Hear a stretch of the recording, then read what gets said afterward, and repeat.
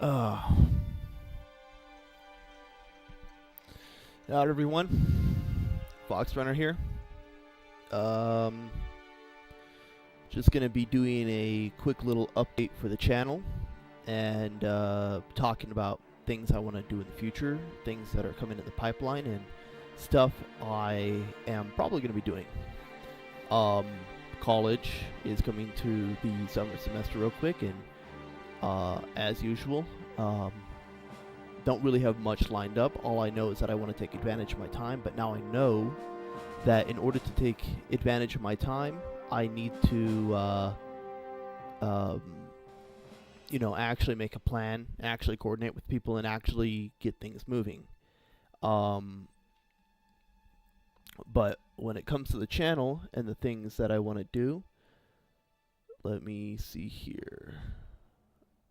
Stream on that one, can't close that. I've noticed that my VTOL VR videos have picked up quite a bit of views. I know that I've said in the past that I don't really care much for views, but uh, honestly, whatever you do in life, make it worth your while. And right now, what would be worth my while is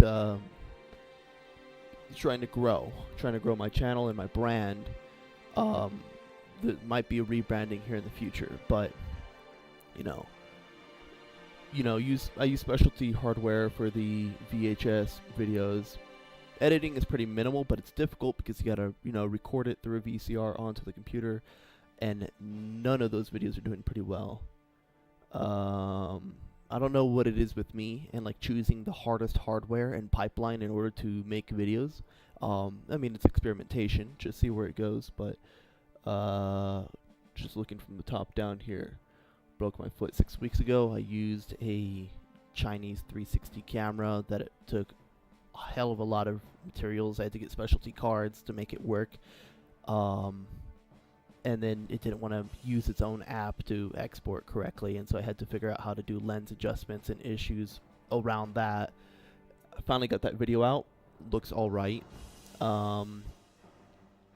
But it's not performing as well as I hoped. There is a part 2 that I never released, just I couldn't find anywhere for it to go. Riding dirt bikes like it's 2009, just recorded that on a VHS camera, did some coloring. I put a bit of work into that video, 37 views, which is that's about average for a good video of mine. Working out at MSU, 12, that one I should have done more work. Midnight Mass, 4 views, nothing. Modern People Traditions, 8 views, nothing. My specialty stream, 6 views, which is weird. My War Thunder and Chill VOD actually got like 160 views, so that's well above average. I don't know, I guess people like War Thunder footage. Noted, but live War Thunder footage. I've done War Thunder videos and clips in the past and no one's really cared. Longest Winter Day music comp. A lot of materials went into that video, and 32 views, so it did about average. Soul Raw State University, that was actually recovered found footage from one of these VHS cameras I got. It's cool because those videos were dated to 2012, but God knows when the batteries went out in those cameras and how their internal clocks actually calculated. So that footage is anywhere between 2003. No.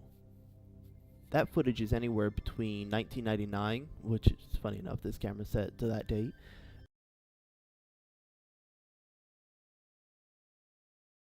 An audio drop. So that footage is pretty cool. But 14 views, PHS workout, 14 views, nothing crazy. Eggs, funny, a little meme video. Probably shouldn't publish those on the main channel. Workout 1990X, 30 views. That's about average for a good video.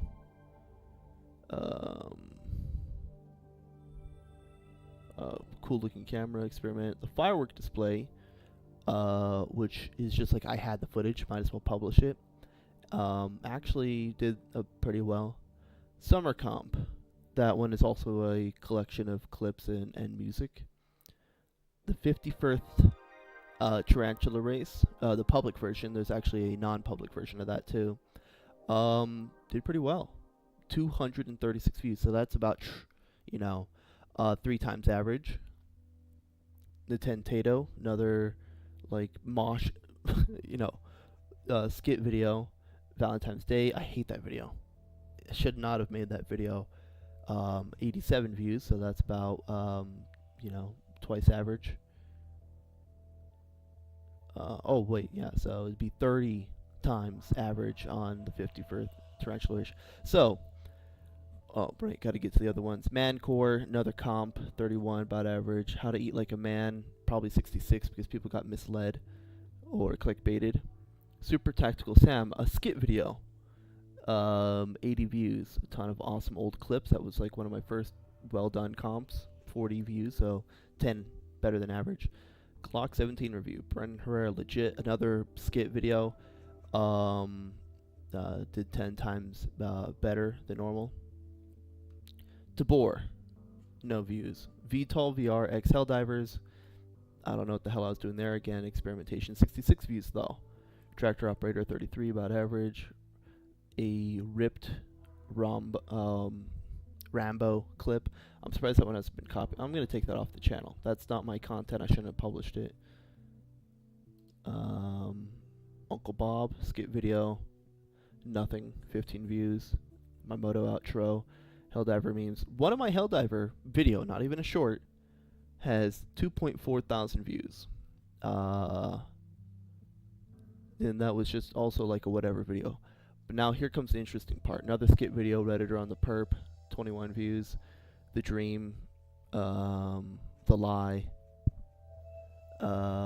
War, just ripped meme videos that I thought the patina of them was very good.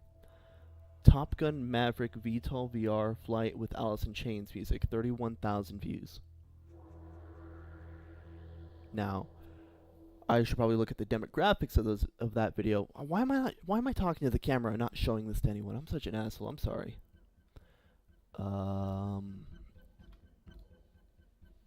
I actually don't have a scene prepared for this capture window. Delete that. Let me add a capture window.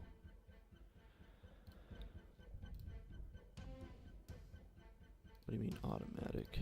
Let me pick. Not this one. There we go. Oh, I gotta readjust everything. This sucks. And I don't have a background. I'm not gonna add a background. Fuck it. Just make sure whatever I'm doing is in the upper left-hand corner.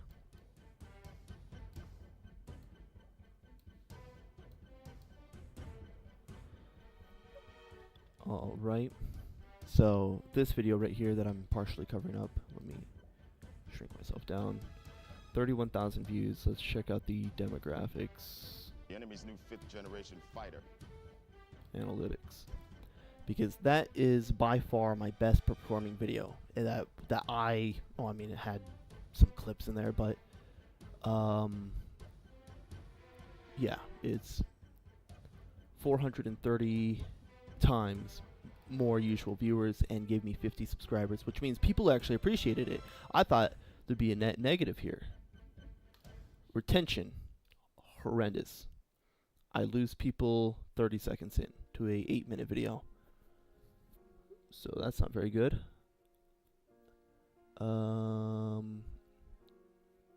Browser, last 48 hours. But that's the thing, look. When it was first published, nothing pretty much. You know, it's been on and off for just, months. This video is what, a year and a half old now. So that's kind of crazy. Reach. Suggested videos, which actually that's really good. Ending up in someone's recommended or suggested and they click on you there is much better than browsed, because that means that someone was searching for something, they came across my video, and that's probably why the retention was so low, is because it's like, oh, I like Top Gun Maverick, they didn't read the whole title, click on it, and then they're given VTOL VR clips. Who knows, maybe they did enjoy it. Unknown traffic, so probably Mossad. Other YouTube features.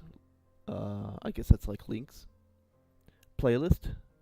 0.2% of people have added this to a playlist, which is impressive. What is 0.2 out of 100? That's less than one person, so I don't know how less than one person fucking did that. That's impressive. Oh, wait, no, it's 3. I'm thinking subscribers. My bad. So there's probably 5 people that have put this on a playlist. Awesome. Really appreciate you guys. And I know that sounds sarcastic, but I'm not trying to be sarcastic. I want to see the demographic, though. People are searching. What is this?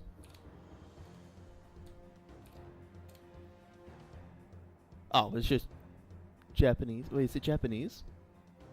Dude, that's sick. Japanese people are watching my videos. I really appreciate that.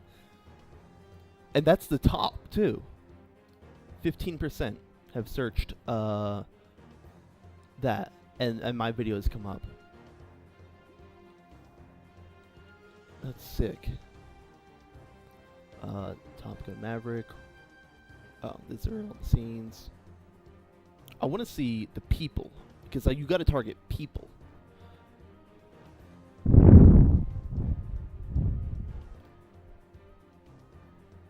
Hype. Channel average. So this video right now is making up 86% of my average. Audience. Mobile phones. Who would have guessed?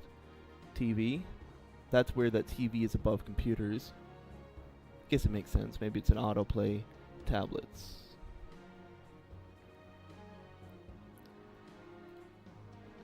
Not enough. 300,000 views. Or 30,000 views. And there's not enough data for it to tell me. But 12% American. 5% Japanese. 99.7% of the people that watched that video were not subscribed, which makes sense. A lot of viewers. No subtitles. Oh, because I didn't provide subtitles, obviously. That's stupid. VTOL VR musical moments. High school football highlights. Stuck in. So I gotta do the normal YouTuber thing and beg people to subscribe. But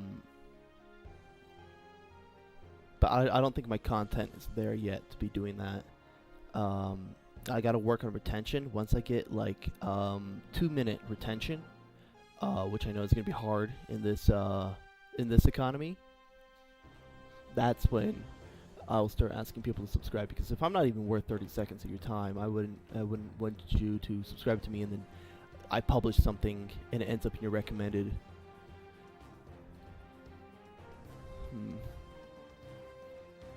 Oh, but that's sick.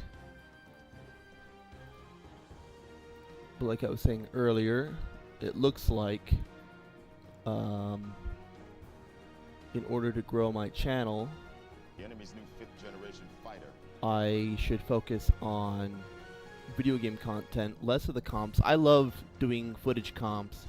I'm still gonna do them, but instead of like it being a like tri-yearly thing, I'm going to focus on doing like once a year. I mean, it makes sense. It's supposed to be a comp of large clips and important moments, and so it would make sense for it to be only once a year or maybe twice a year.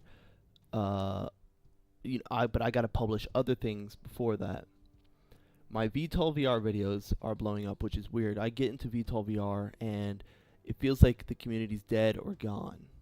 Maybe. I heard that there's a mobile version of VTOL VR.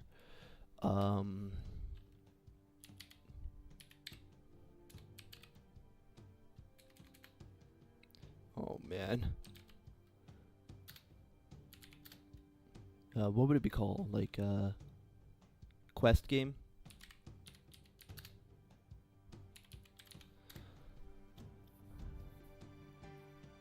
Have they released this yet?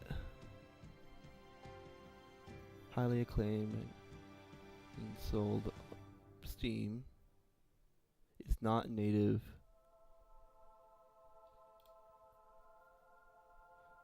I know it's not native.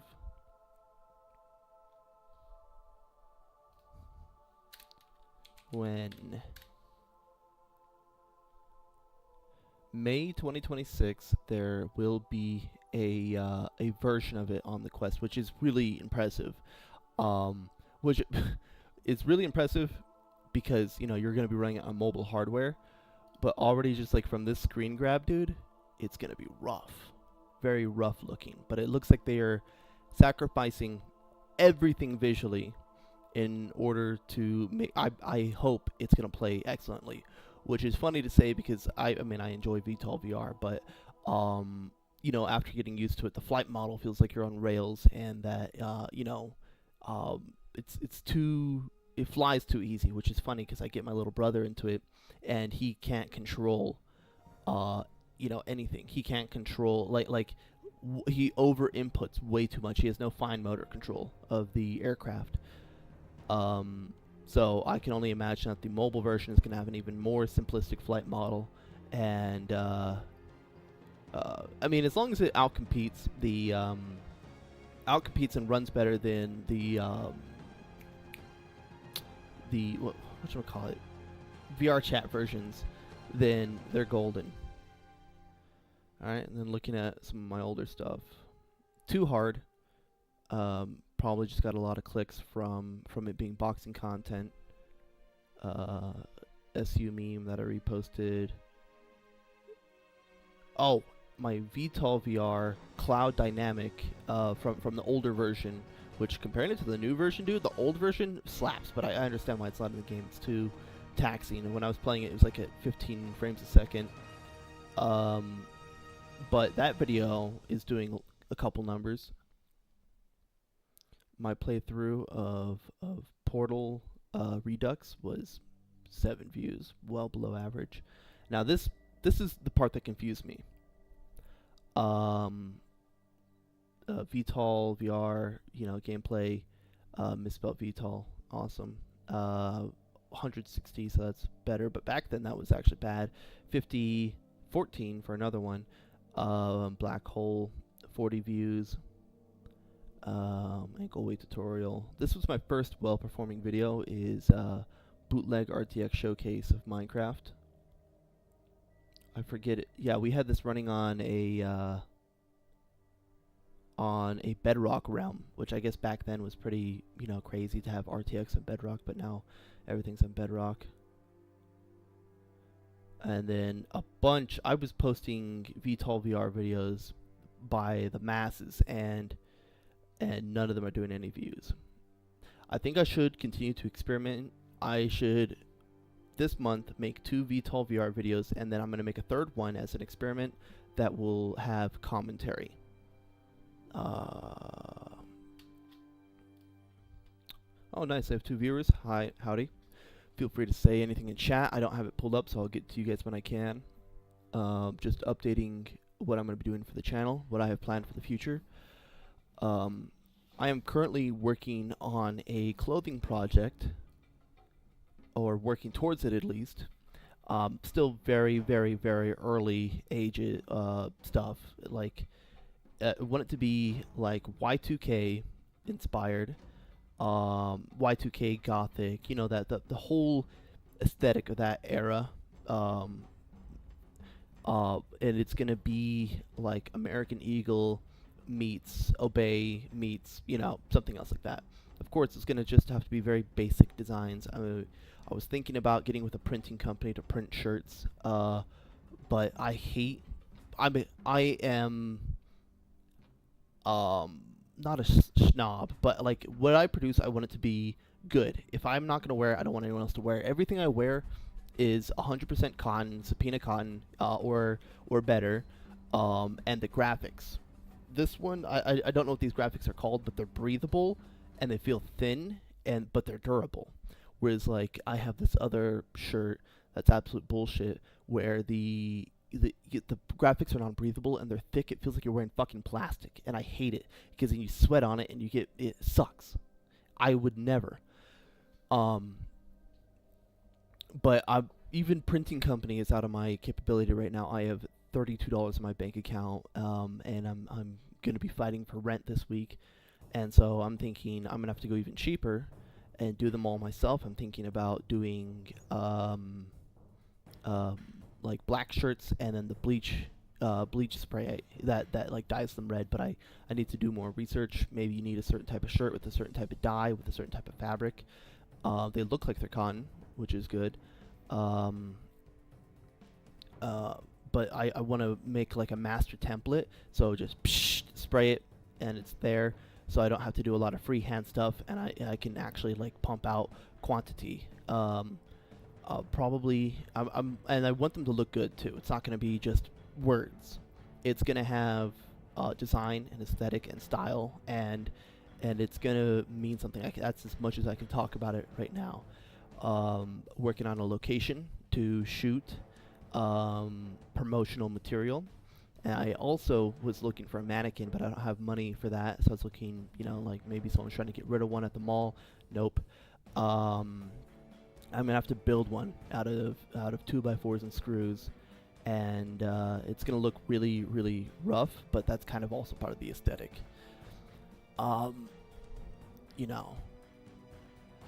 Besides that, I broke both my ankles 80 days ago, and I'm able to walk and do everything I can again. So there might be more biking videos coming out soon. I do have to test this new piece of equipment up here, but I'm waiting on more money so I can get a Dremel and polish some components to make it run better. Recently had it painted, and I really want to get. That's probably why I haven't really said out of the video too. Is I really want to get it painted and working well before I go all in on it. What else? Hopefully I don't. Fuck it. I already gave up. College is almost over. Failing one class. The rest are fine. Had to drop one due to my ankles. That everyone's such a stickler. I broke my ankles. I couldn't get anyone to take my notes for me. I had to go with the dean to take care of stuff. Let me look at my notes here. All right. Now we're to the spiritual part of the video. I wanted to talk about the Matrix and people being in the Matrix as a concept. Not, I don't actually. I guess we kind of are. As a concept, there are people in the Matrix. Red pill, blue pill, whatever. But regardless, people have mental blockades in their brain. It's called cognitive dissonance. They choose to live a certain way and believe certain things because it's easy for them and it's comfortable. Whereas a lot of us who accept harsher realities of the world and even embrace hardship or try and work around them, who experience life completely differently than those who deny it. And there's an issue where people want to convince you to live a certain way.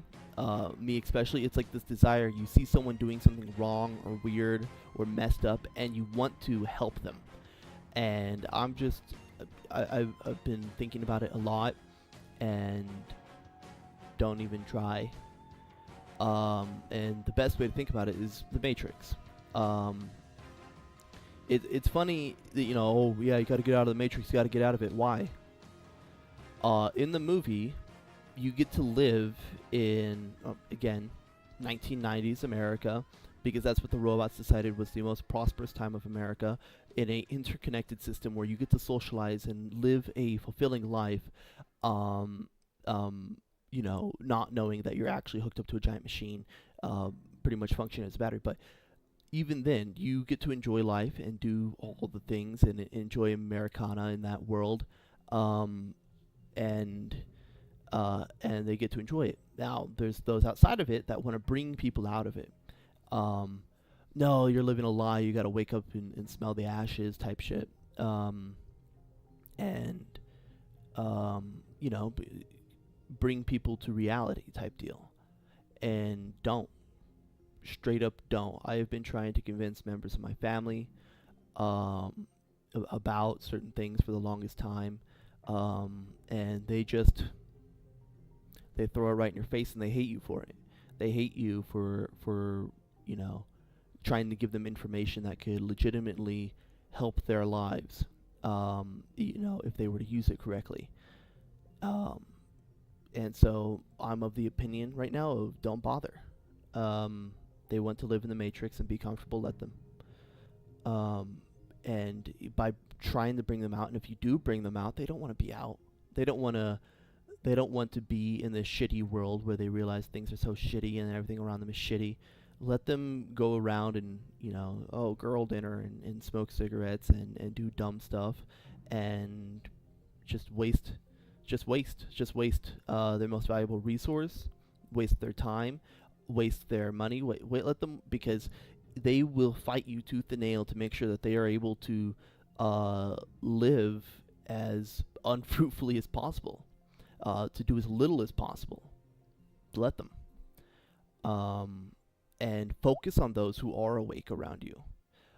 For example, I'm not sure if you can hear it in the background. I mean, I live in a house with my cousin, my brother, and I would definitely say a friend now. We're renting this place out because, you can't rent the place out on your own. And I will definitely say being around people who are awake, even when they're annoyed with you, even when they're in a crappy mood, even when they're like, they don't want to hear the things you're saying or talk about the same shit we talk about every day, it is still so much better than being with someone who believes you are evil because of the way you look or what gender you were born as, and really actually truly believe that shit. That it's so much better to be around someone who's like, I don't want to talk to you right now, I'm angry, rather than someone's like, I hate you because of the way you look.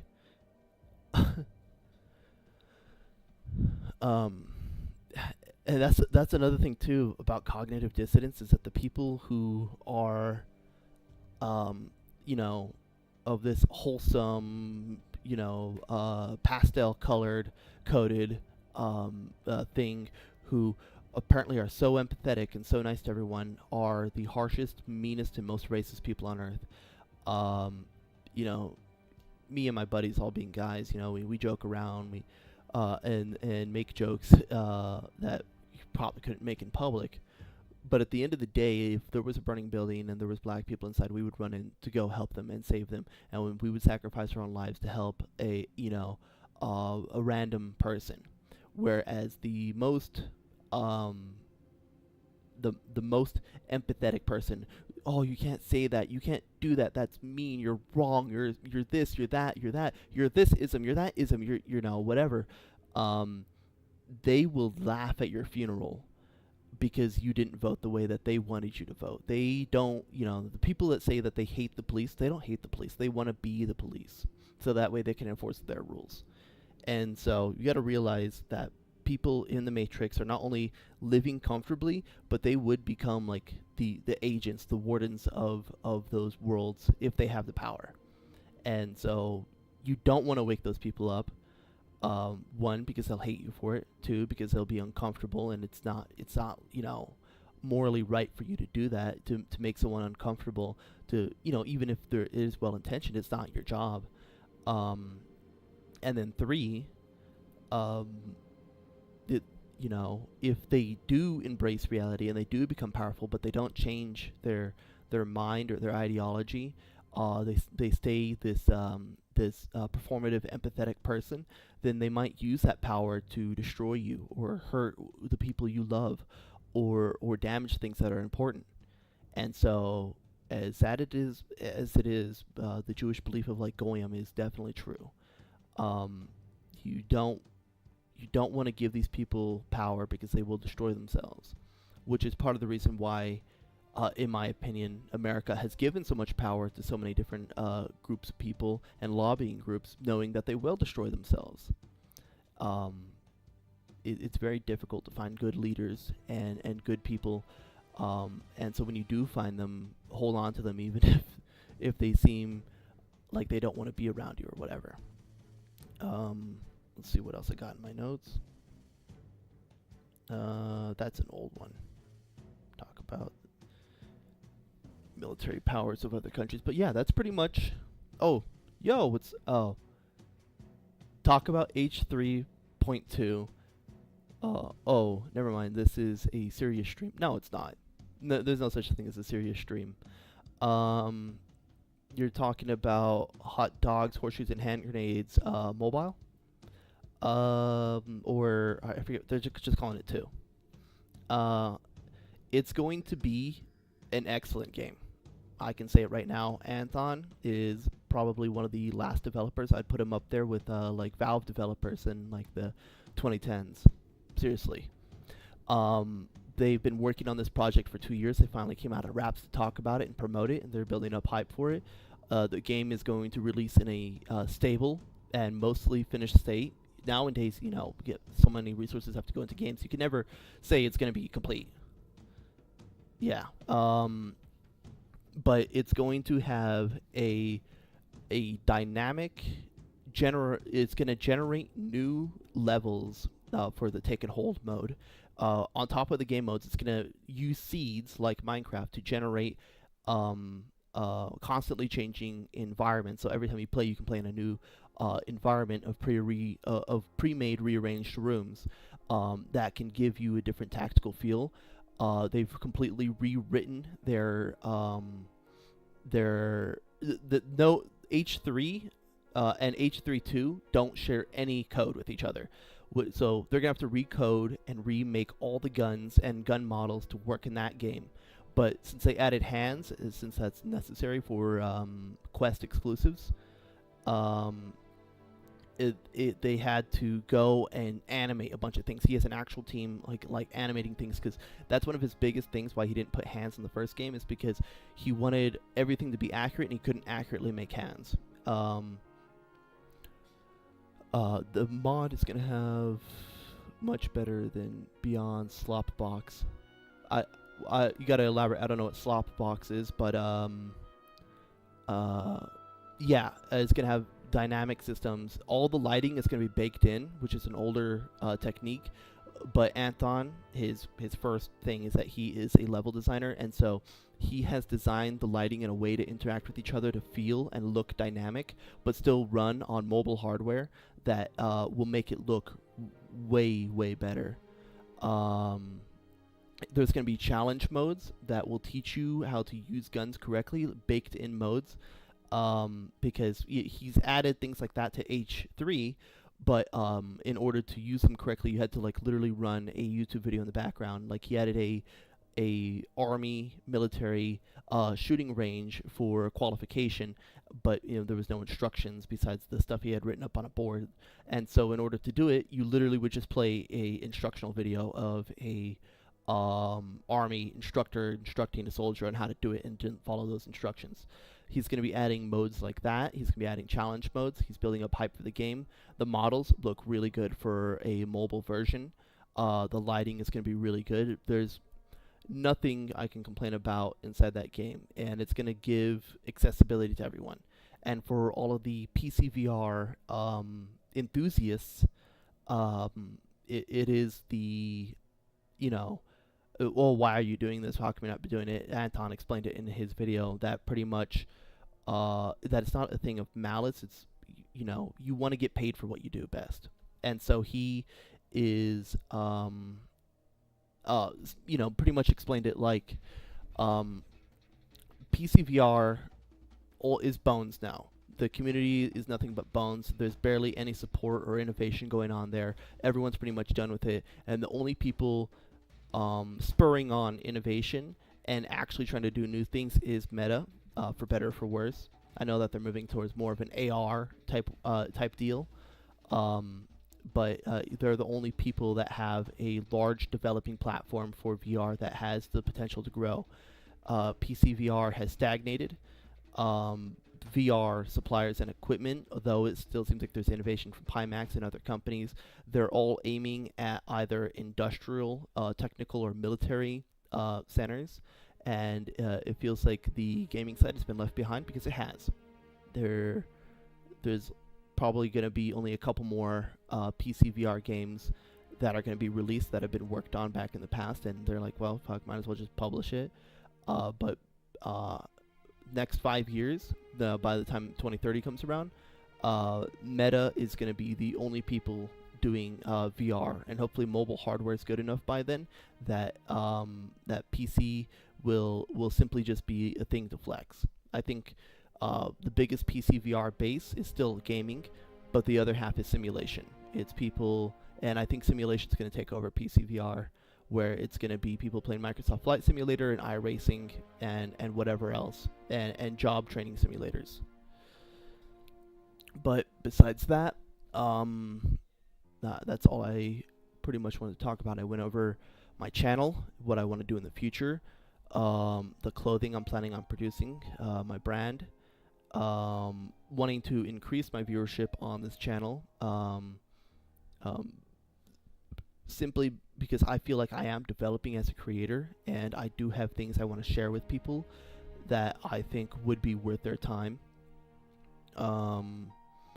And then talked about H3. I want to talk about video games in general. I straight up haven't played any games except for like War Thunder, but I've only played it for like 3 hours over this last month.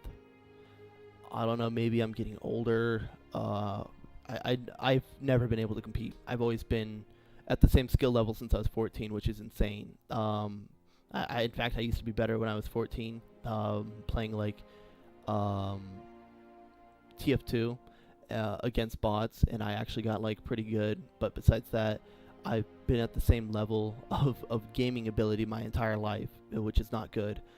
But you know, the only thing I'm really excited for in the future in gaming is indie. Specifically, Diesel Knights. I want to see what that guy's doing. It's taking him a minute. I get it. It's a very small operation. It's hard for him to get money.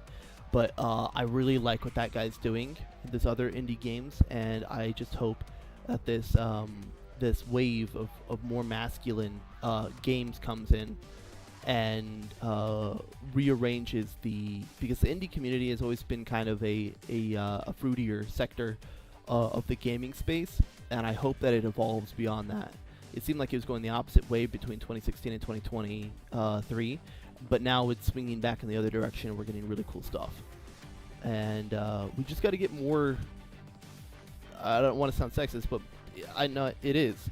We need more dudes making video games. We need less people who are confused about what they're doing and who they are making games, because and then they impart those values onto their games, and then if kids play that, then they're like, oh, I don't know, maybe I don't know, maybe I should do something drastic and bad. It's it's like the tattoos in the 1990s, like trying to convince kids to get tattoos, and like smoke.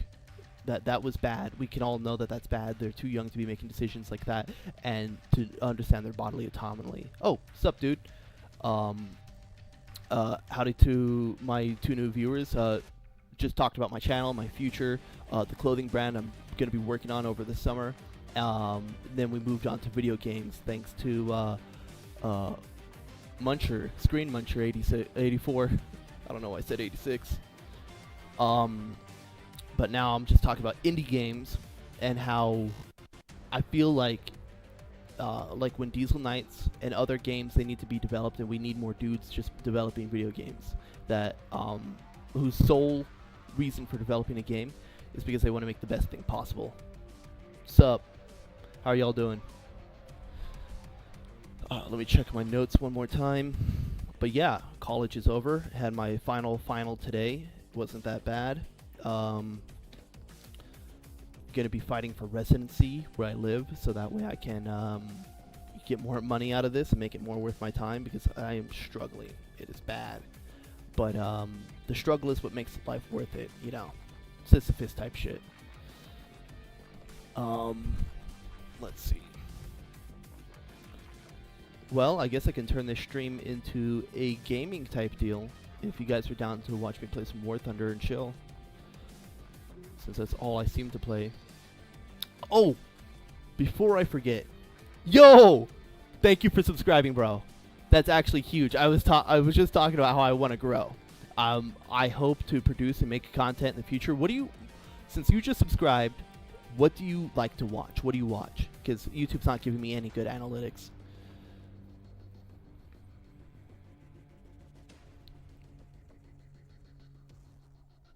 While you type that out, I wanted to talk about like why do furries run the internet? I just saw a video that came from an aircraft carrier, and there was like again, I have nothing against furries, but it's just odd that these people with these play story mode games. I did do a playthrough of Portal Redux, but it didn't perform too well. Do you mean like Last of Us, Risk of Rain? Yeah, I'm not really into like dialogue heavy games, but I mean, you never know until you play it. I've been thinking about playing not Trench Crusade, Forever War. That game where you're a scavenger while a huge war is going on around you and it feels like the world's alive. I've seen clips of that and it looks fucking awesome. But GG? Oh, what do you mean? Is you taking off? Well, if you're taking off, see you. But if is GG? You're just saying good game? Oh, you're saying Risk of Rain is a good game. I'm so stupid. I'm so sorry. I thought you were because usually GG and then they log off. But yeah, Risk of Rain or Forever War is the good game. But yeah, going back to the furries, like all of them are in cybersecurity, technical support, not like they're sitting at a company, making, helping people with their computers and shit. Like they are putting in servers, buying hardware, making big decisions that actually depends on the internet. And I do think that their hands are capable. Like if they're so devoted to dressing like an animal, God only knows how devoted they are to their work. But I don't know. It's kind of weird. It's that thing of like there's this informational graph about people's sexual proclivities, and when you're extremely powerful and you have a lot of money, bro, I don't want to lie. I am a failed YouTuber. I want new dudes to be successful. Don't be like me. Remember me. I hope. I mean, I've been on YouTube for 10 years, 11 years now, and I've always had the philosophy of like, it's whatever. I'm just gonna publish what I like, and I think right now it's like the first time that I'm like gonna be trying to actually grow, and I don't think there is such thing as a failed YouTuber. There's fallen off YouTubers, that's for sure. But like even the greats that have fallen can come back. I think Tobuscus could make a huge run for the future again. It's a little sad to see someone from your childhood look so washed up and sad, but I think anyone is capable of redemption if they just embrace the hardship and correct their wrongs and just be a genuine person. No one is too far from the saving grace, but they have to accept and do the hard things. And like, Tobuscus, he just needs to get back to doing interesting things, be a little more edgy like how he was back in the day. And I think, boom, he's right back there. And he would be a big YouTuber again. But for someone like iDubbbz, that would be a Sisyphean level of effort in order for him to rise back to the top. But Y4D, if I ever do get big, you're one of my day ones, absolutely. Anyone who's been with me, whether today or 10 years ago, they're my day ones, because I think, like, even when you get to 3,000 subs, you can remember 3,000 people. You can do 3,000 things. You can do 3,000 reps of anything.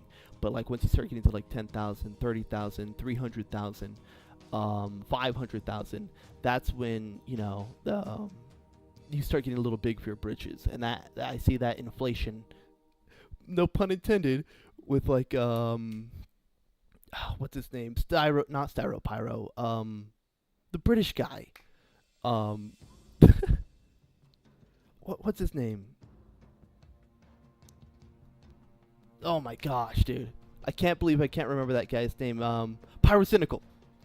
That's what happened to Pyrocynical, is that he got to 500,000 subs and he thought he was hot shit and that he could publish anything. And not to lie, his video production is conversational style and everything is really good, but then he kind of self-reported on himself with his proclivities. Again, there's another monomaniacal focused person who produces really good content because what they produce is kind of like their fetish. You can definitely feel it in his content before he was outed that he was a little bit on the furrier side, and you could definitely feel him being soft on it and like imparting that to his viewers.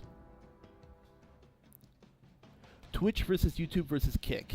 That is a really good one. I watch a lot again, and not to say that I'm better because I watch a lot of content or whatever. But I watch a lot of people who are critical and focused on these things. I feel like if you're going to be a streamer, if you're not already massive, Twitch is the only place you can do it. Luckily, I'm just doing streams because I end the stream and then it publishes the VOD to my channel, and what I'm producing is relevant to my channel, and I want it to be a VOD, which is why I'm doing it on YouTube. But if you want to be a streamer, you have to go with Twitch. There's no comparison. Even back in the day, you have people like Germa and Aspen Gold when he was when he was just playing games, and they were pretty big back then. OF. Yo, no, calm down on that. I am huge against filth like that for numerous reasons that I'm not going to get into. That's well beyond the scope of what I'm doing here. But no, never. OF.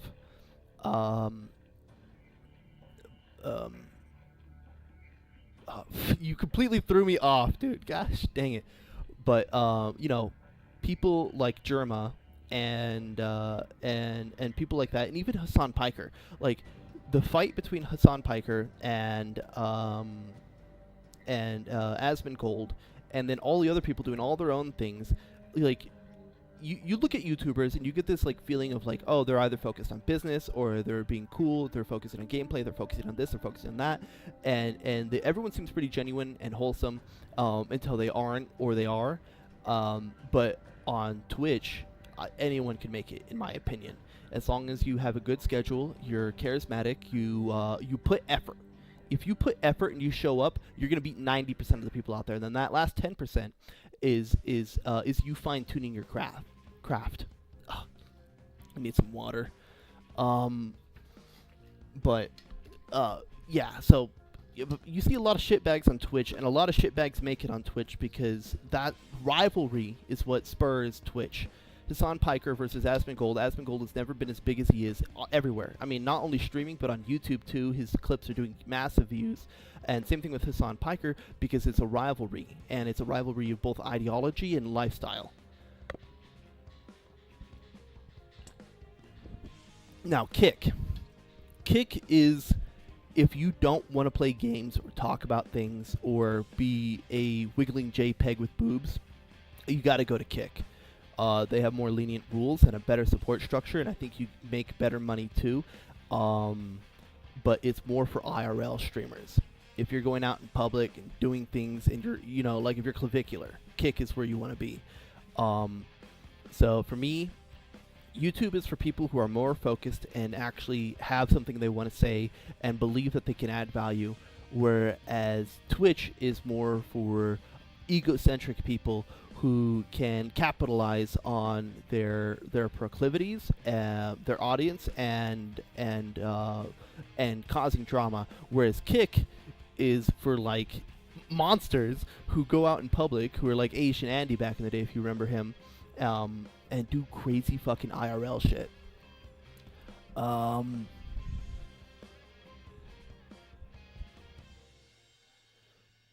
Yeah, most people watch YouTube, but it's like the dating chart where the top 1% of YouTubers, the top 1% of males, attract 99% of all other viewers. And so to make it on YouTube, you need to be well polished, well rounded, or have a team supporting you, have money. You need to have a real flair about you. And I'm not talking like, oh, I'm a cool guy, I'm charismatic.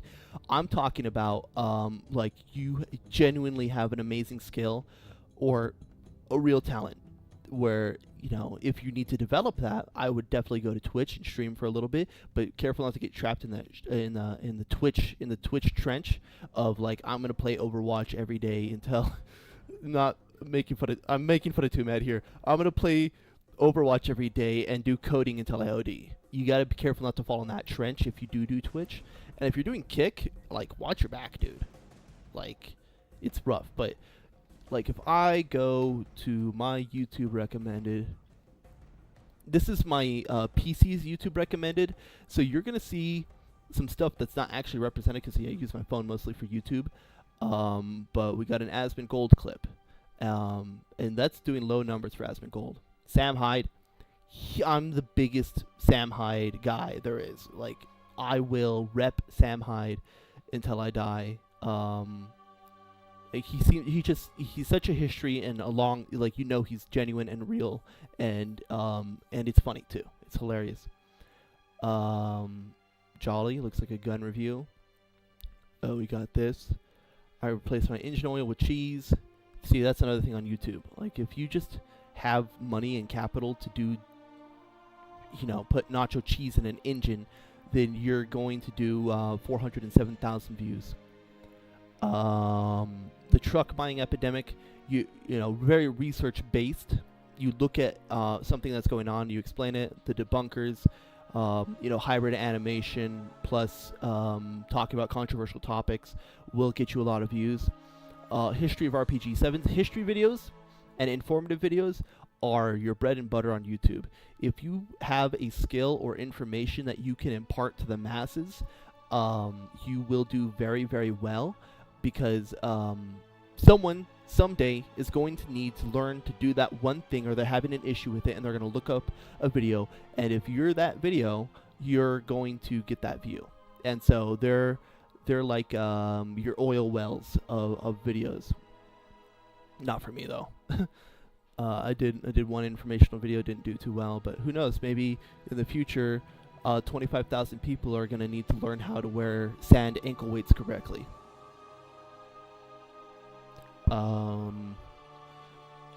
Real life fake wizard. He's another informative, critical media YouTuber. He's also a business analyst, and I think he owns a business in real life. Another really good one. Sonic movies are weird. It's going to be a critical analysis of Sonic, and look at that, 500,000 views. Arma Reforger gameplay with amazing graphics, BF6, whatever. Those, you need to focus your channel. If you're going to do gaming, you got to focus your channel on gaming. Let's see. What's your thoughts on AI getting massive in views compared to hard work on person's videos? That's going to get a little, I don't give a fuck. You know, I got to practice what I preach. I said I'm going to be genuine. When it comes to AI videos, a couple of my videos on my channel, I'm starting to use AI thumbnails because I can't be fucked to learn how to make thumbnails. And I have the feeling that even if I were to try, I wouldn't get very good. But AI is purely slop. I've seen some good uses of it. I think Igor does use AI for the generation of... No, actually, he doesn't. All of his shit is hand animated. Which is really impressive when you watch it, because it doesn't look like it's like so insanely good. You would think that, no, there's no way a human can make that. But AI in like the high level uses, it's going to, in my opinion, it is the Kipple of I have a mouth and I must scream. You know, where it's just constantly repeating information that will degrade over time. And so that's kind of where I'm at with that. Use it sparingly, you know, for things that really don't matter, but don't rely on it. But for people doing crazy views with AI and making AI videos, they are the best.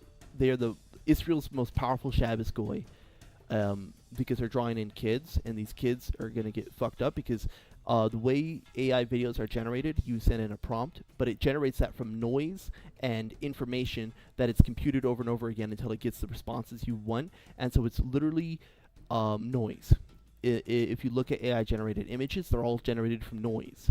And so they're going to have an even amount of colors and blacks and whites, and it's very hard to impart style to it, and it'll strip any style you put into it away. And same thing for videos. It's going to be noise. And we're already having the issue where AI, if you Google something, AI is at the top of the search bar, and it gives you a synopsis of the information you might be looking for, which is really convenient until it starts eating itself. Because the way it does that is that the AI scrapes the internet and compiles all of the relevant information, and then that relevant information is put at the top. So all those people that would have gotten your click or your view, or maybe you could have learned something more, they're not going to get that now because Google stole it from you. But then that data gets stored or published, or someone else scrapes the Google data from the Google AI, and then they make an article with it, and then Google scrapes the internet again, and then it gets that AI information that it produced itself, and so it becomes this self-looping garbage loop that will destroy all information eventually, given enough time. And so we need to use it as little as possible, because you never know when you Google something, if it's going to scrape the internet and get a garbage source, if it's going to get an Onion article, and then it's going to present that to you as fact, and then it's going to regurgitate its own bullshit to you. So use AI very sparingly in places where it doesn't matter, and don't watch it. Don't enjoy it. Don't laugh at it. Don't repost it. Because it is purely noise, and we already have enough noise. If you look at Instagram, you can waste hours and hours and hours of your life looking at nothing that's going to help you, and then imagine doing that with AI. So now you're getting less than nothing. You're not getting something someone worked on and thought was funny, and to waste your time and get your engagement. They're now getting your attention for nothing, and you're getting nothing out of it. There's no creative process to it. There's nothing to it. It's someone who wanted something and they got it, so don't give it to them. Bro, that AI slop is destroying us now. They're trying to get NAS Daily. I don't know what you mean by that. Make a video on the history and geography of the controversial will get banned. That's true. That is 100% true. On YouTube, once you become like a high-level YouTuber, people like Real Life Fake Wizard dance around the line perfectly. You literally have to feel it out through strikes and issues and video takedowns, and make a list of things you're not allowed to talk about. You're allowed to talk about Israel and the current war going on, as long as you're not imparting hate to any individual. That's just part of the First Amendment. You're allowed to talk about things in a negative or bad manner, or frame it in a bad light, as long as it doesn't impart hate to an individual. So whenever someone's talking about the issues with the, funny enough, the human shield situation in Israel, they frame it in such a way that they're targeting a governance, they're targeting a group, they're targeting an idea. They're not targeting individuals or collective groups. But when it comes to Israel and their things, that's a very fine line, and you just need to feel it out how to walk. So yeah, if you were to do, like, there's this one guy, I forget what his name is, but he does like extremely controversial videos on like Israel and whatnot, and he loses all of his ability to make money, so he has to make it through other means, but he still publishes those videos. And as long as he's not imparting hate to an individual or a ethnic group, and he doesn't say anything that's an outright call to violence or even an implicit call to violence, then you're golden. I used to work as a live video moderator for a large social media company, and so I got to look at a lot of these internal social media rules, and literally the way that they're imparted on someone in order to avoid lawsuits is that it has to meet the criteria or be reasonably close to that criteria.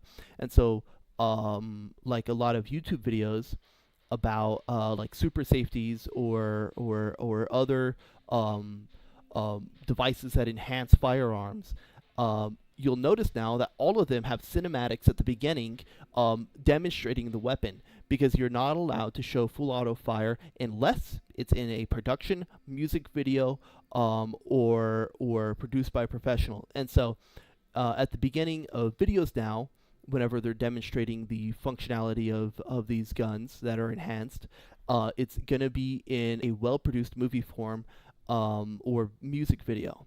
PSR has been doing that for a minute, and pretty much all gun YouTubers have to do that now if they want to demonstrate a gun that that does not meet, that they want to talk about, but in order to demonstrate it, it needs to be a music video. And so that's the way how they get around that. So you just figure these things out over time, and you're just observant to them, and you're able to not circumvent, but play to their rules, because as long as you avoid their definition, bullet point for bullet point, they can't get you. Legally, they can't get you. But, then that comes to you as a person. Do you want your channel to be associated with tippy-toeing on the line and being edgy on YouTube, or do you want to, not be known for that? Because a lot of people, whenever they have an edgy face on YouTube, they come to really, really, really regret it. All right. Yeah, but really, history is brutal. Yeah, history is very brutal. And you can talk about the brutality pretty well, as long as you don't I don't know, you can't talk about gore, you can't talk about children, you can't talk about things that are too visually disturbing or sexual in nature.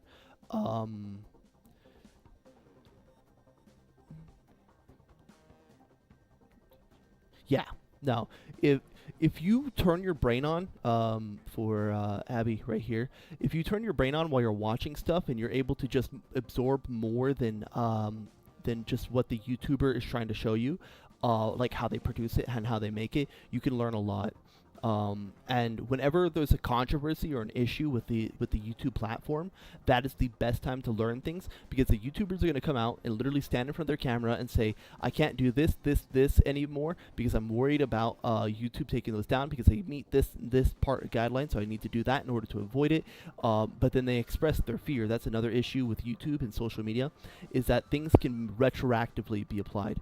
And so a video that was in good standing and perfectly legal a year ago is now illegal by the criteria that they've changed on their website, and if they want to apply it retroactively, then you're kind of screwed.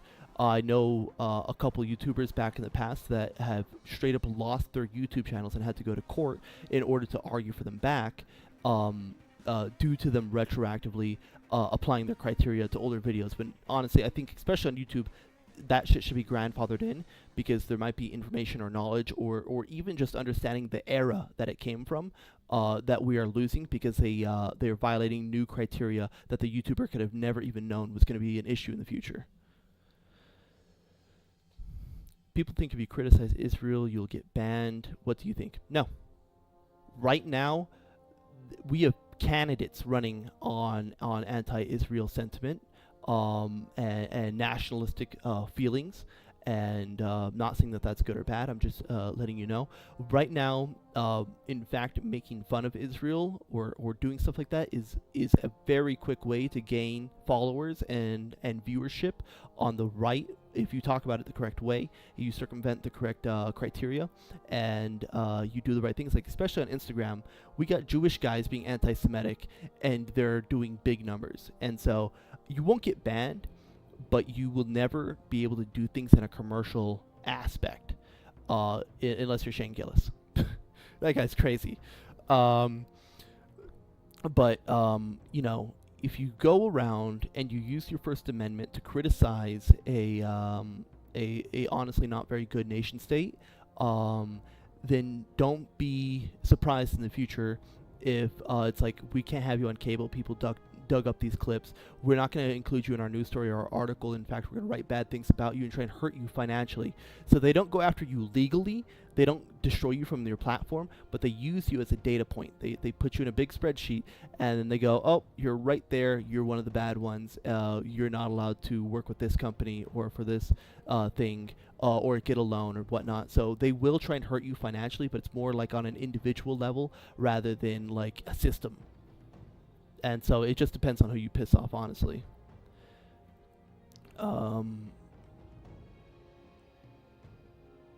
The comeback. Yeah, well, I mean, that's how you have to talk about things. Because, I mean, there's other countries that you would be remiss to to not talk badly about. You don't want to talk bad about Italy because they have mafia. Japan also has a very strong legal system when it comes to how you express feelings about their people and their country and their individuals. And so you don't want to violate those rules. Johnny Somali is probably going to be going to prison for 6 months, hopefully longer, because he violated laws that don't exist in America, because he thought that it would be cool to go around South Korea and AI generate videos of him making out with people, which is a huge crime because over there, shame and like social stigma is an actual currency, whereas in America it's more of just like a feeling, and so you can't do those things. And right now Cuba is a push button issue because you have all of the tankies going around going, oh, Nick Shirley shouldn't have done that video and he's lying and it's all a lie. And then you have other people that are like, no, I mean he wouldn't, if that place was so great, he wouldn't have been followed by secret agents, and the people you talk to wouldn't have talked so negatively about where they live. And I guarantee if you talk shit about Cuba and then you try and go to Cuba, you probably shouldn't go to Cuba. Like gold versus dollar. I'm not sure if you're referencing the, 1914 when we moved, or when the, we moved away from the gold standard, so that way banks could have more control of our money. But you're talking about like currency, socially, in those types of countries. I think, not at all. Would you consider playing Exfil game? Maybe just the new mode. I didn't even know there was a new mode. Hella Smart AI. I would, but that would probably be more of a personal thing. Because again, if I go to my channel and scroll down, my Tabor videos don't do well. That's too old for Tabor. But VR in general is a very hard thing to film and make interesting and fun. Like my H3 clips that, were, I thought, pretty well done and well made, have 19-20 views, so they're about 10% worse. They're negative 10% compared to average videos of mine, which usually get 30 to 40. And back then that's even worse because I was doing much better. I think the best VR content, if you're trying to be a VR YouTuber right now, is VR chat, and specifically focusing not on the gameplay or the characters or worlds or anything, focusing on the people. People like to watch people. People like to look at people. People like to see, novel examples of people. And I think a very novel example of people right now is the people that inhabit VR chat, because they've been playing that game for 13 years now, every day, and so it's like, what type of creatures live here? And it's these people who are so socially sensitive, that because you've been inhabiting a virtual bubble for like a minute.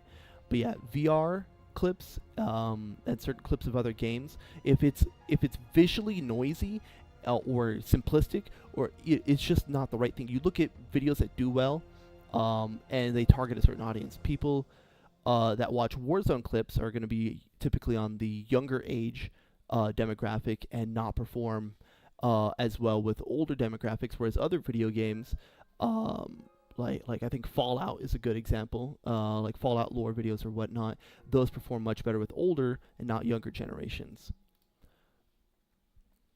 PvE. Why are they so influential in Israel? Okay, well, you're asking the big question. I think that's one of those things you're not allowed to really talk about, but if you were to frame it in a different way, in Brazil, how do you gain influence? You be an outgoing, socially acceptable guy until you get power, and then how do you expand your power? You get more people like you into more positions of power, and so that's how power goes around, period. the way kings get more powers, they have more eras, and then those eras go and marry other princesses and whatnot, and that expands their field of influence. That goes for anything. If you want to get a job that's well paying, you get to a higher level, and then you hire people beneath you that are friends or more likely or more like you or work better with you, and then those people support you and they make you look better, and so then you keep going up, and then you're able to bring those people up with you. So that goes for any community, that goes for anything. That's how power is built. And so when it comes to the Jewish question or whatnot, they're pretty much just very sociable people, and they're willing to help each other a lot more than other groups of people. And so them being so sociable, and then not so they want to help people similar to them, is the reason that they have so much power, is because it's like, I'm doing good, you get to do good. And so you can expand your field of influence or power by doing the exact same thing, is by using what little leverage and power you have to help people that are similar and will help you in the future, that you can trust, to get them into a better position, and then those people help you. It's a positive feedback loop. That goes for anything. Start acting like I show speed. I don't have that amount of energy. When I was younger, maybe, but then again, it's like, who are you trying to attract? I like to attract people who I can conversate with, like you guys. I don't want a bunch of kids following me around going, do a flip, 6-7, 6-7.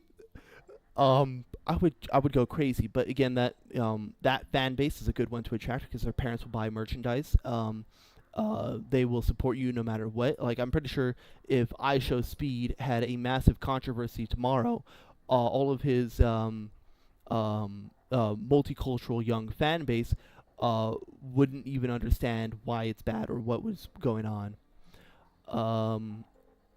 Those proximity chat videos are funny as hell, but it gives me a bad name. I don't think so.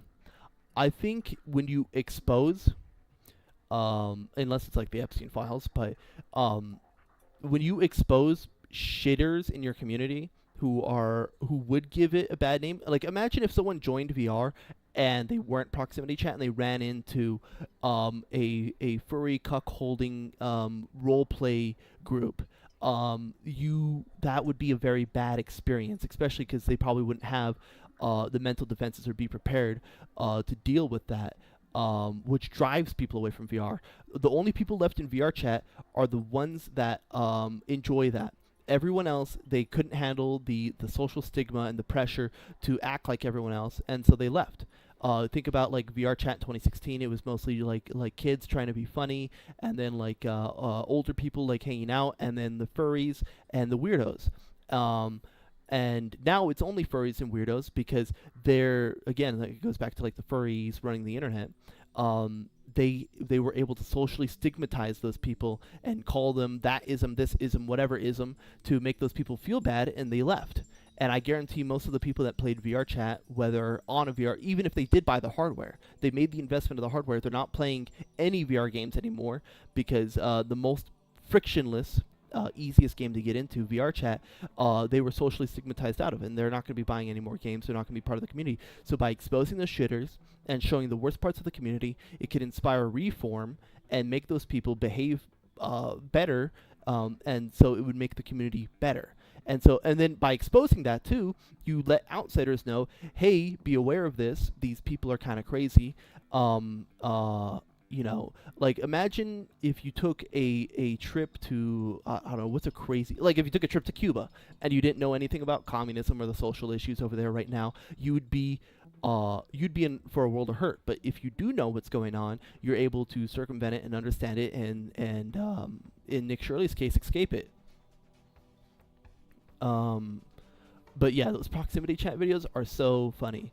But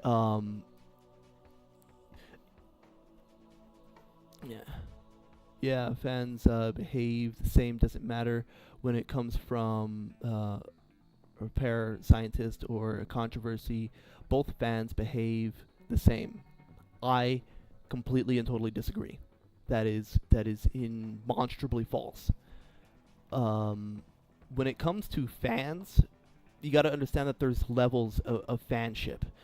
An American football fan and a British football fan are for two different sports and have two different things. One's more snobby than the other. One's more consumerist than the other.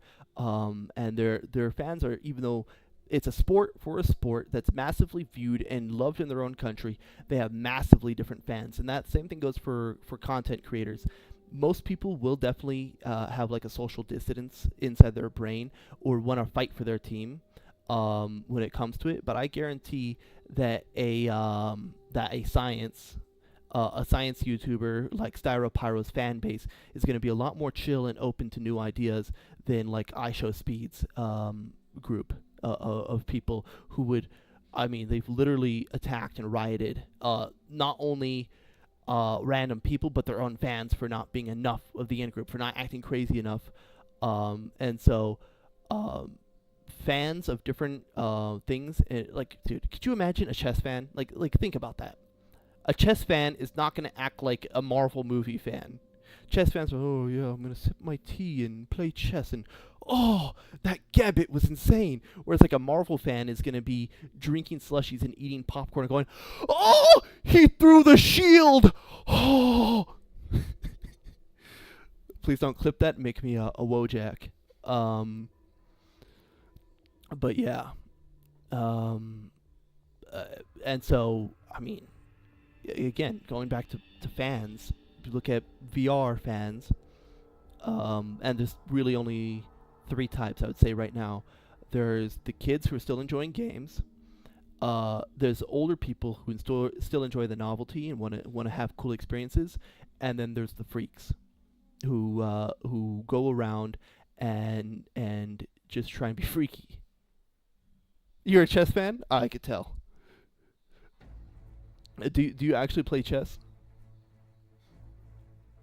Because I don't want to talk shit, and it's like, you hop on chess.com. I'm like, I don't have an account. And they're like, get out of here. But yeah, I mean, fans for different things, or, you know, I could definitely see where you're coming from, where it's like, I'm gonna fight for my home team, I'm gonna do my own thing, but it's not accurate at all. I want to see what is, besides my VTOL VR comp flight videos that incorporate real clips, because those ones always do well, what is my best pure VR gameplay? And I would have to say that's Echo Blaze Comp, which is literally just music and me playing Echo before it disappeared. With the first North Memphis funk song, back when it was like Japanese and Memphis people making this type of music instead of Brazilians. Dude, I hate Brazilian funk. But this is my best performing VR video. Insane. Absolutely insane.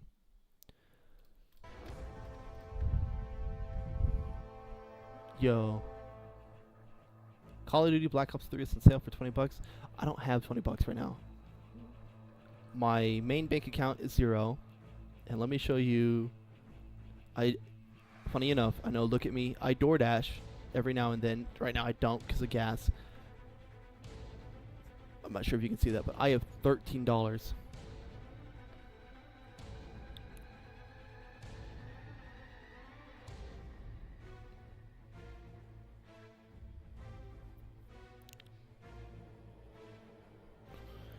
Are you a controversial guy, or you should create global politics? Nah. I want to be a likable guy. I want to be the guy on the side, but I definitely want to be critical of not only just mainstream things, but I mean things that are not true. Like all the, you look around and there's so much bullshit that people buy into. Boomers either believe that Trump is God or a Nazi.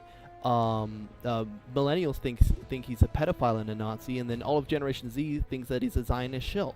And it's just like, So I would definitely talk about that, and that would be considered a controversial thing because you're not supposed to talk about that.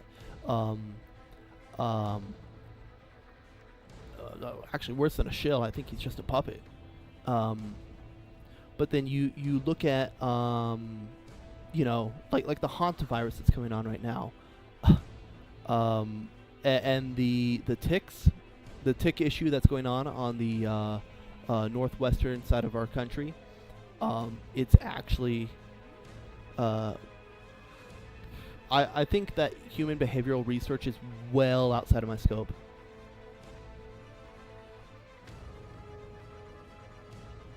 Oh, oh my god, I'm sorry, conversational. Okay, then yeah, absolutely. Yeah, no, I do conversational stuff all the time. But yeah, I have a feeling that people are gonna, that the hantavirus is gonna go one of two ways. I think it's gonna genetically modify itself to become more spreadable but less deadly, like all viruses do.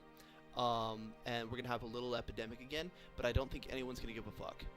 They're so burnt out from the word that shall not be named on YouTube, the C virus, that it's not going to really matter, and no one's going to care, which is insane that you can talk about a virus that has a 40% kill rate on YouTube, but you can't talk about the C one because they still have AI systems in place to detect whenever you're talking about that one, and punish you because you're not an expert and you're not a doctor, when all the doctors and experts were just trying to line their own pockets with as much money as they could.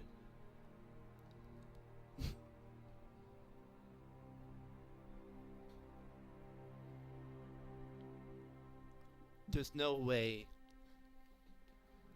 I'm gonna say Hanta, but there's no way that it's related to those people and their language. Let me search that. Hanta.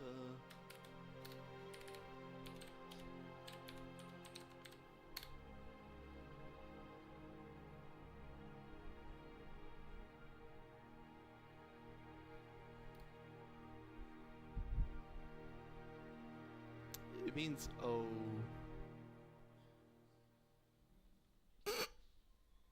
yo. Yo. Okay, well, upon finding out that information,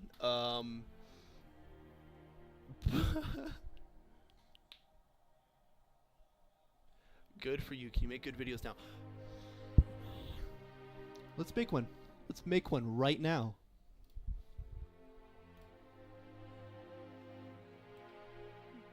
Bro. But that Hanta thing, that is insane. Holy crap. I would have never guessed. Can you make good videos now?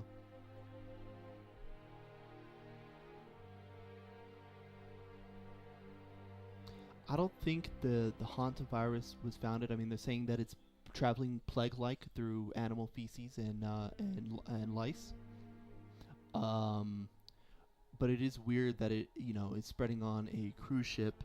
Apparently, it's existed for a little while. But yeah, that is very concerning. All right, what video do you guys want to work on? Because I think I currently have no good clips.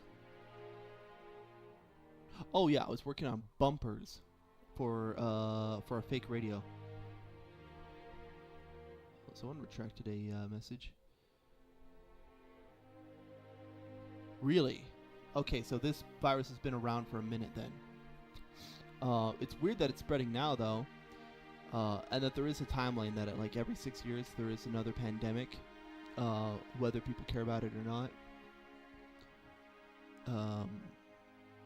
But during the Korean War, the Forgotten War, 3K U.S. soldiers died to it. How many soldiers did we have deployed in Korea? Because if so, how rapidly did it spread? What did they use to fight against it? Because if there's a historical precedent to combat this virus, we need to do whatever they did. Because 3K seems like a low, I know that's fucked up to say, but it seems like a low death count for a virus. Now, U.S. soldiers are typically of fighting age and healthy, and so being in good physical condition and healthy is probably a good way to fight against the virus, but that goes for anything. but before they go on deployment, they also take a huge cocktail of drugs. How many men did we have deployed in Korea?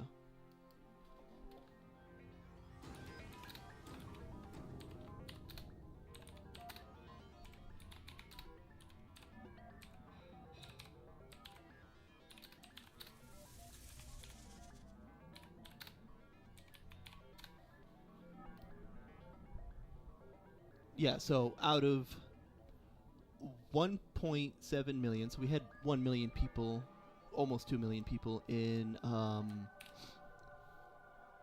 in the Korean War. Only 3,000 of them died. So that's similar to like COVID. So either the hantavirus from back then is not the same one we're dealing with now, or it has been modified to become more deadly, because typically over time humans build more resistance that's passed on through our genes to make the viruses less deadly, and then the virus is also modified to become less deadly because, like the common cold, everyone gets the common cold, and the whole thing about a virus is that it wants to spread. If you kill the person you're spreading to, it doesn't spread any further. And so it's weird that it's has a 40% kill rate, but then again, cruise ships are full of old fat people, so that's not the most amazing thing. Why is the U.S. Army everywhere? Well, that just goes back to 1967 when our president decided to have a doctrine of anti-communist warfare, and that just means that the globalists won and that they turned us into the world police. And so now everywhere on Earth has a U.S. embassy, and everywhere can be, and the president at any time, at any moment, can say, I'm sending the entire Marine division, I'm sending an entire attack division to this country for this reason. And it doesn't need any congressional approval or anything like that. The Marines are literally the dogs of the executive branch of the government. They go wherever they're told, and they do what they can whenever they're told to do it. So that's why there are U.S. Army, more specifically U.S. Marine and Secret Service everywhere, is because we have a finger in every pie. And so we need to have CIA, FBI, well, not FBI, CIA, and U.S. Army everywhere, because because there's history. Everywhere you go, we have truck and repair facilities inside Germany, which is why we have a large U.S. force inside Germany. We have airstrips that need to be maintained inside Poland from the Cold War era, so we could do, back before we had missiles, we could go drop nukes on them with airplanes. There's too many types. They're actually transferring to humans, not. But that's the thing. Whenever you name a certain virus, it denotes a certain lineage and heritage. So if you're saying that's the same virus from the Korean War, then it's impossible because it's involved. So they're just called the same thing, and so we need to make a delineation between the current hantavirus outbreak that seems to be extremely deadly, and the old hantavirus that U.S. soldiers were dealing with, back before the Soviet Union fell. Great America. Well, say it's the greatest nation on earth, which, again, that's the thing, is that Americans have been programmed to believe that if we're not the world police, that World War III is going to start, because, during World War II, America had the option to go and occupy Germany, and they didn't. And then World War II happened, and so then you had all of the people with invested interests and owned banks going, you see, you need it. You need to go in there and control everything, and we need to be the world police. And so that's why we're the world police now. It's because if we're not, then whether people want to or not, another war is going to happen due to false flags and insurgents, and no matter what, they're going to make sure another war happens to expand their power. So if America isn't projecting their power on behalf of a certain country, then terrorist organizations are going to project their power in opposition of that country, probably funded by that country too, in order to make the need for us to be the world police. Sucks. Absolutely sucks. 2 viewers left because of that conversation. But yeah, you know, war is the most profitable. It's the most profitable thing ever.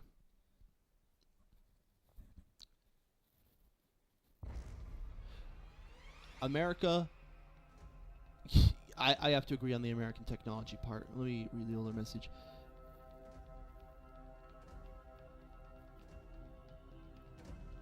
So you're saying that the history of the hantavirus is much older than Korea. So I'm guessing that it dates back to the bubonic plague.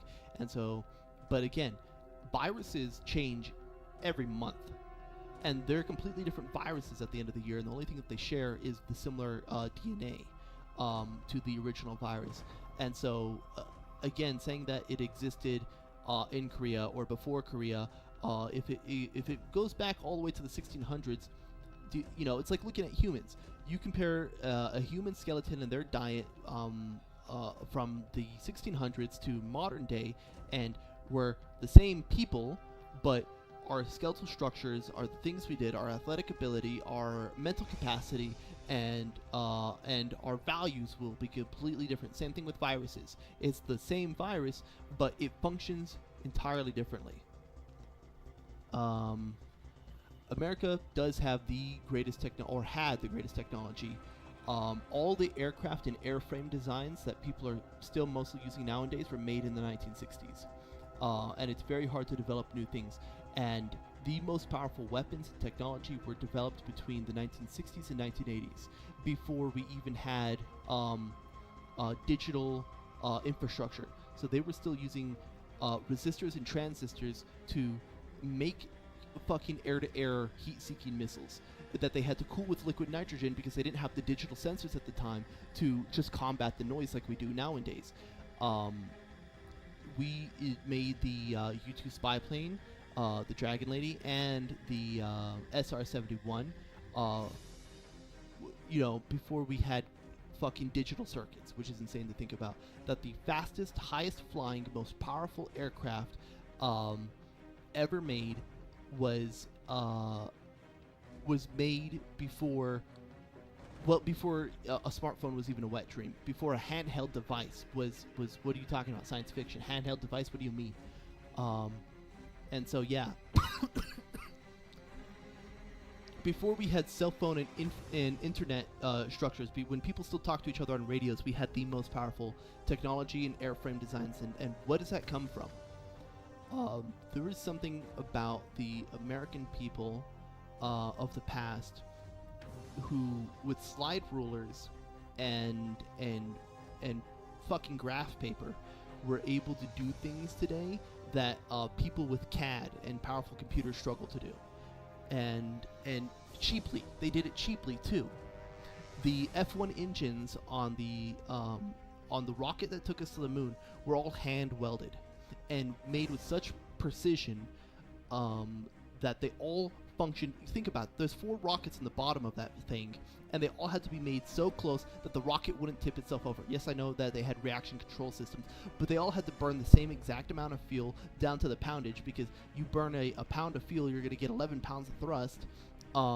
And so if you burnt an extra 2 pounds of fuel on one engine compared to another, you have an extra, you know, it's insane. How the fuck did we do that shit back then? And nowadays, America can't even, again, competing against China is competing against slave labor.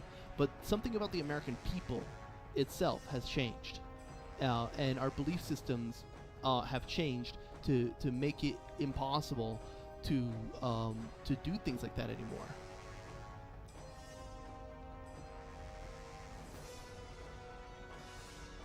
Yeah, that would be an old ass rat indeed.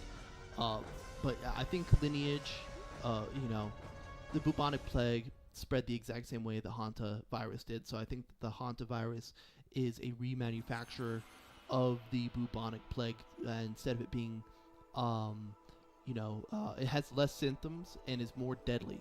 So this is gonna, you know, but with modern medicine and technology and what we understand today, I think it's going to be a matchup of the century to see how the hantavirus, you know, compares to, back before people knew what a germ was. And so it's going to be really interesting to see how modern technology, techniques, and medicines stack up to a supercharged plague virus.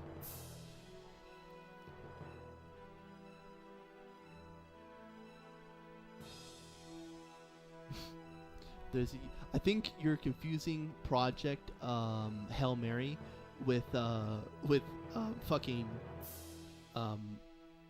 with real life, shooting a missile into the sun. We've been able to shoot a missile into the sun since since we landed on the moon. Because right after the moon, they were planning to go to Mars, which means that they already had rockets that were capable of interstellar or interplanetary travel. And so the moment we had that, all you needed to do was build a bigger rocket. And I mean, we have satellites around the moon. I think 1980 we were putting satellites around the sun. The Russians were landing satellites on not Mars, Saturn, which is insane. If you look into the Russian Amir program, it's pretty insane to imagine that a planet so inhospitable can exist. But if you're getting your information from Reddit and it's not for computers, I highly recommend not doing that. Reddit is really good for like things like, I need to learn how to replace my phone screen, and then you go to Reddit and they have really good information for that there. But if you're asking for like esoteric or whatnot, immediately boom, Redditors are pumping out their own fan fiction like it's real. Is real. Alright. Well, I think that really does it for the stream. I had a really good stream. Thank you to you guys for conversating with me and talking about some really cool shit. And it's been good to renew my vows of what I want to do with this channel and where I'm working towards, and to refocus me and delete Instagram off your phone. If you're going to use Instagram, use it on a computer. If you're going to waste time, might as well waste it on something designed for wasting time rather than on your phone. I've wasted already 3 hours on fucking Instagram today on my fucking phone, and I got to delete that shit and get back to work. When you're self-employed, not self-employed, but when you need to get shit done, and there's no one forcing you to do it, and there's no there's no economic gain to get from it, it is so hard to do it. Delete Instagram. Have a great fucking day. To the people out there, just fucking keep killing it. Focus on what you want to do, and try and balance your life with what you have to do and what you want to do, because wasting time is way worse than using time ineffectively. I would rather go and use my time at a movie theater to watch a movie I didn't even want to watch and waste money than sit down and stare at a fucking screen and learn nothing. When will be the next one? I actually have no schedule for streamings. I usually do them at the end or the beginning of a month, right, or at the end of an event. Right now, college just got out for me, so that's why I had a stream today. But if you guys would like a stream schedule, you're more than welcome to suggest one. There are many more programs, hybrid animals, living on oxygen, living on carbon. Huh. I don't know much about that. But if you guys would like a weekly or a bi-weekly, I could put that up on the board and try and do that. I actually had a lot of fun this stream. It's very rare for me to enjoy something as much as I have right now, and so I would definitely like to do it again. We'll just put a pin in that, and I will stream by Friday. Probably around the afternoon time, I will stream again. I'll put that down on the board right now, but I do got to take a leak bad. Every Sunday? Sundays, I work weekends, so I don't want to be low energy. But this Friday, around the afternoon time, I will be streaming again. I really got to use the bathroom. See you guys.